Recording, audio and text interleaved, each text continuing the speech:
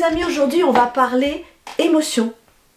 On va parler instinct, intuition, guidance, peur. Pour commencer, je vais vous raconter une histoire qui illustre quelqu'un qui a écouté son instinct.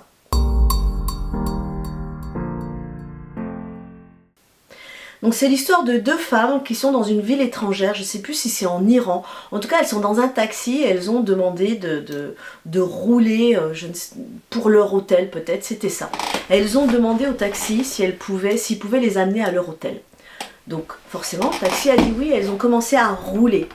Mais ce qui s'est passé, c'est que plus on roulait, plus elles roulaient, plus il y en avait une des deux qui a commencé à avoir peur, à sentir quelque chose qu'il fallait qu'elle sorte. À tel point, c'est devenu tellement puissant qu'elle est sortie et elle s'est laissée tomber, rouler sur le bas-chaussée. Elle a essayé de convaincre son amie, elle n'a pas voulu, mais comprenait pas trop ce qui se passait. Mais pour vous dire la fin de l'histoire, celle qui a échoué sur le bas-côté était... Celle qui a ouvert la porte et a sauté de la voiture a pu être entre guillemets sauvée, et l'autre personne, donc qui était son amie, à qui elle a pu parler plus tard, elle l'a retrouvée à l'hôpital et je peux vous dire que c'était quelque chose de pas très cool. Et je vous donne cette histoire pour vous expliquer que cette personne a suivi son instinct. Et l'instinct, il est relié au cerveau reptilien, celui qui nous aide dans la survie. C'est un cerveau très ancien et c'est ce cerveau-là qui nous aidait quand il y avait des lions qui nous attaquaient, à nous sauver tout simplement. Si on avait besoin de courir ou quelque chose comme ça, ça activait notre corps physique pour se sauver. Autant vous dire qu'aujourd'hui on s'en sert très peu, mais dans certains cas c'est hyper essentiel. C'est pour ça que votre instinct, c'est pas ce que vous devez écouter pour créer des vidéos, dans votre professionnel, pour savoir si c'est la bonne personne pour vous. Enfin, c'est pas l'instinct, parce que l'instinct, en tout cas, ce qui va vous dire, le message de l'instinct, c'est par rapport à votre survie. Il va agir avec votre survie. Il va agir pour votre survie. Comme par exemple, moi j'ai fait des attaques de panique très longtemps. Les attaques de panique, c'est quand tu es dans un endroit, un avion par exemple, et puis d'un coup tu commences à avoir plein de symptômes physiques et tu n'as qu'une envie, c'est de courir. Donc dans les avions, moi j'avais mon cerveau reptilien qui se déclenchait et qui voulait fuir en courant. Vous voyez bien que dans un avion, c'est pas le meilleur endroit. Ce qui fait que ça crée toutes sortes de situations très inconfortables. Mais parce que pour une raison, j'avais ce cerveau-là qui se déclenchait et il a fallu que je travaille énormément sur ce cerveau-là. Second thème, les peurs. Pourquoi tu dois pas écouter tes peurs? Parce que tes peurs t'amènent toujours à fuir quelque chose. C'est un petit peu la même chose que l'instinct. Seulement les peurs, elles peuvent être aussi construites sur des croyances que vous avez apprises étant petite.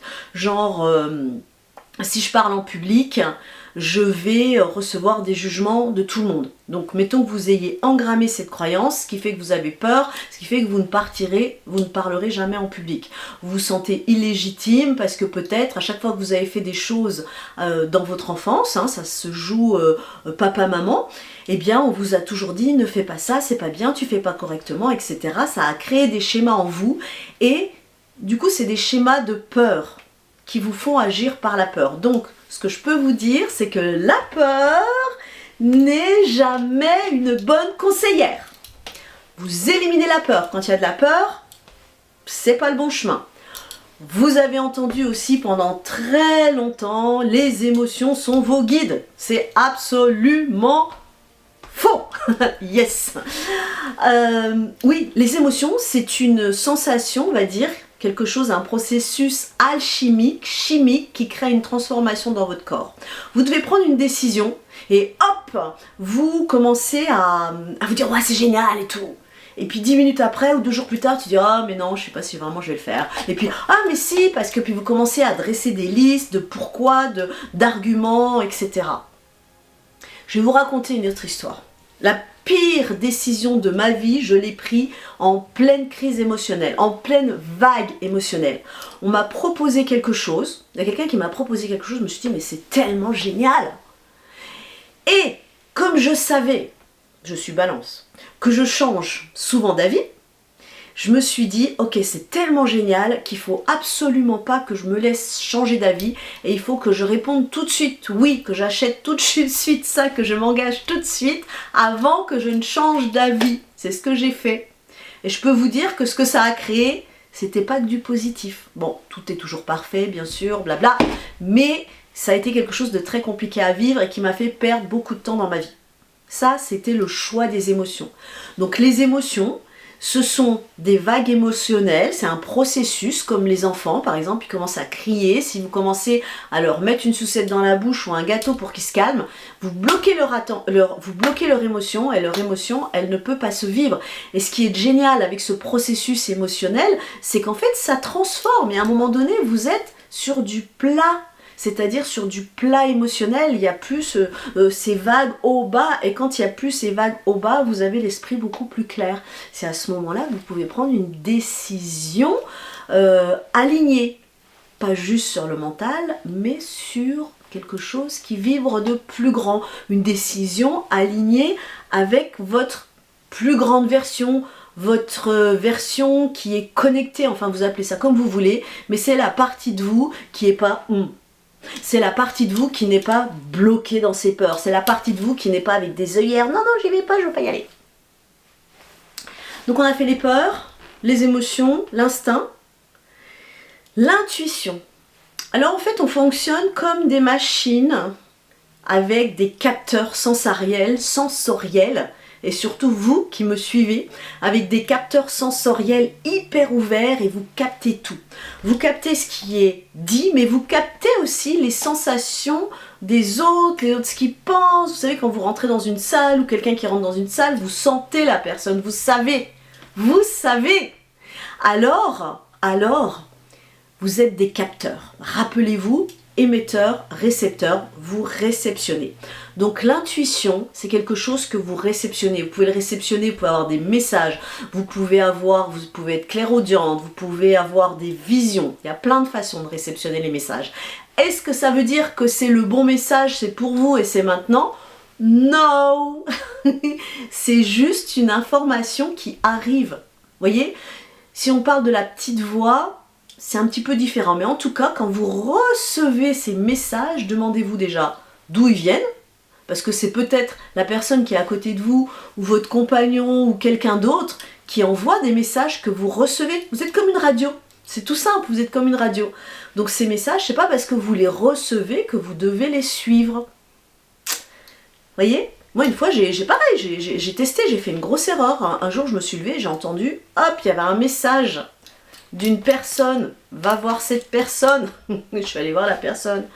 J'ai bien vu ce que ça a créé derrière. C'était pas encore quelque chose d'hyper expansif, mais c'était plutôt un message de mon intuition qui me disait il se passe quelque chose avec cette personne, tu vois. C'est pas parce qu'il se passe quelque chose avec cette personne que ça veut dire que tu vas dire oui. Alors vous allez me dire comment on écoute, qui on écoute, comment on fait.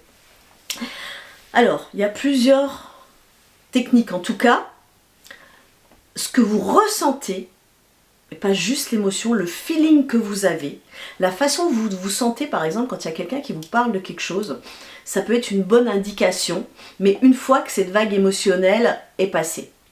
Et quand je dis ressentir, c'est ressentir avec son corps. Son corps, c'est la partie immergée de notre grandeur, de ce qu'il y a de plus grand de nous, qui est venu s'incarner sur la Terre. Donc, elle est reliée à autre chose. Donc si vous arrivez à vous connecter à votre corps et sentir ce qui se passe en lui, c'est-à-dire au niveau de la gorge, au niveau du plexus, au niveau du ventre, si vous sentez que ça s'ouvre, il y a de grandes chances que ça soit la bonne décision pour vous, en dehors de votre mental. Parce que prendre une bonne décision, faire les bons choix, c'est pas non plus dans le mental. Parce que le mental, qui c'est lui? Qui c'est le mental? Le mental, c'est le cocher, celui à qui on donne les indications. L'être, le grand, celui qui est connecté à plus grand, en lien avec votre corps, c'est lui qui donne les indications, c'est lui qui sait. Le cocher, il reçoit les informations pour les donner. Donc le mental reçoit des informations du plus grand qu'il va pouvoir conceptualiser. Il va dire, ah ok, on a cette information, on va faire ça, on va aller à tel endroit, et le mental met en place une stratégie pour aller à tel endroit. Le mental, imaginez-vous que c'est un logiciel, donc il a une marge très restreinte. Vous, vous êtes un être humain, donc beaucoup plus grand que le mental. Donc si vous partez qu'avec votre mental, vous écoutez que votre mental, vous allez créer que ce que vous connaissez déjà et vous allez tourner dans cette roue de hamster. C'est pour ça qu'on parle de sortie de zone de confort, parce que quand tu sors de ta zone de confort et que tu écoutes ton plus grand, ben tu vas à un autre endroit. Tu vas créer d'autres choses plus grandes qui sont alignées vers ton plus grand, parce que c'est lui qui donne des informations.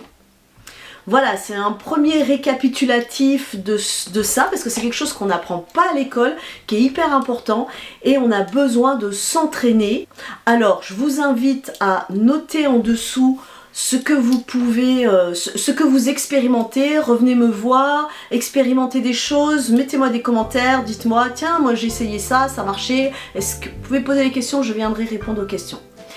En attendant, il y a toujours la masterclass, vous pouvez vous inscrire sur le lien sur la liste d'attente pour la masterclass sur l'argent, parce que c'est pareil, c'est une masterclass sur l'argent où on va parler d'intuition, on va parler de ces choses-là, parce que forcément, l'argent, tu le vis, tu le crées, tu le vibres, tu l'as pu, et l'intuition, la petite voix, la guidance intérieure peut être d'une grande aide.